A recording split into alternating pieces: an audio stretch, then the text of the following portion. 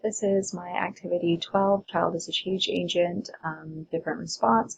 And my 3 points that I found most interesting about this article were that children are stimulated by the supermarket and they tend to want to negotiate or cry for what they want, even if parents they weren't intending on ever buying that product or that it would put a strain on their budget plan that they had made, specifically because this article was looking at low income individuals. And that is something that I've seen in stores very frequently. It's not something I really grew up with. My parents didn't put up with that.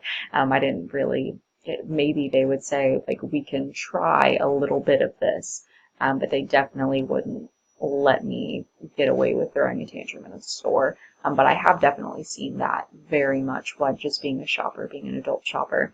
Another thing I found interesting was the unhealthy, easy to grab foods were put at child's eye level, or they're in unavoidable places like checkout.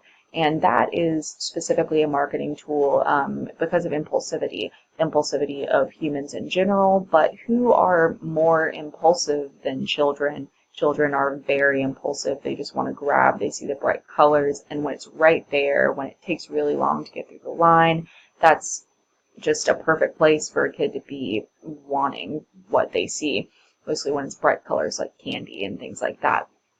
And they were also talking about how parents, they said that they suggested that bright colors be more associated with healthy options so that it grabs the child's attention, or that creating things like that to make the children more constructive with the shopping experience, so like activities or things like that. And I also found it interesting that the majority of parents just bought at least some of the items to appease children or to limit the strain on the entire trip. That's not something I experienced growing up, as I had said.